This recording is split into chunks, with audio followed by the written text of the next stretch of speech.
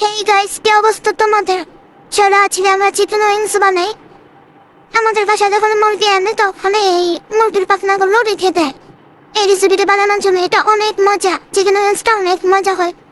আমি এখানে শুরুতেই লেবুর রস দিয়ে দিয়েছি, আদা বাটা দিয়েছি, রসুন বাটা দিয়েছি, তারপর মরিচ, হলুদ, জিরা এগুলো দিয়ে দিয়েছি, লবণ, টেস্টি সল্ট, সয়া সস এগুলো দিয়েছি। দিয়ে ভালোভাবে মিশিয়ে নেব পাখনাগুলোর সাথে। হাত দিয়ে মেখে নিচ্ছি ভালো করে যাতে সবগুলো গায়ে লাগে, ভিতরে ঢুকে। তো এই যে আমি রেস্টে রেখে দিচ্ছি মিক্স করে। আর এখানে আমি চালের গুঁড়ো প্লাস আটা মিক্স করে নিয়েছিলাম।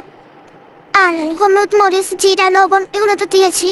দিয়ে গুঁড়িটার সাথে মিক্স করে নিচ্ছিলাম। এখন আমি একটা একটা করে এগুলোকে কুট করে নিচ্ছি চালের গুঁড়োর মধ্যে দিয়ে। গুঁড়োটাকে একটু ঝাঁকিয়ে নিচ্ছি যাতে এক্সট্রা গুঁড়োগুলো সরে যায়। তারপর আমি তেলে ভেজে নিচ্ছি।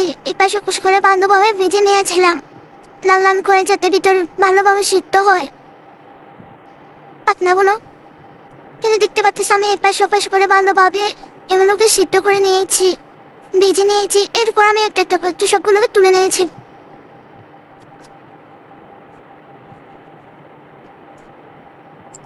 এখন আমি সবগুলোকে এইভাবে ভেজে নেব।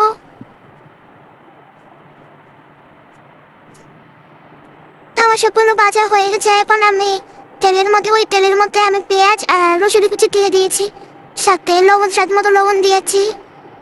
এরপর সয়া সস দিয়েছি, কারণ সয়া সস তো লবণ থাকে, তাই লবণটা একটু কমিয়ে দেওয়া হয় ভালো।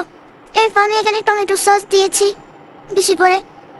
আমি একটু বারবিকিউ সস একটু দিয়েছি টেস্টের জন্য, এই টেস্টটা দিলে অনেক মজা হয়। তারপর চিলি ফ্লেক্স দিয়েছি, দিয়ে ভালোভাবে মশলাটাকে কষিয়ে নিচ্ছি যতক্ষণ না ভালোভাবে মশলাটাকে কষা না হয় ততক্ষণ কষিয়ে নিচ্ছি।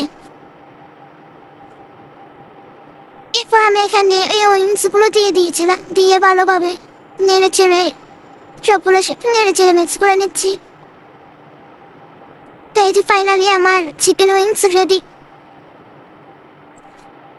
এই চিকেন উইংসটা না খেতেও অনেক মজা, তোমরা চাইলে ফ্রাই করতে পারো, অনেক ভালো লাগে এই চিকেন উইংসটা। দেখ আমি খাচ্ছি, ভিতরে অনেক সফট হয়েছে, অনেক মজা হয়েছে এটা।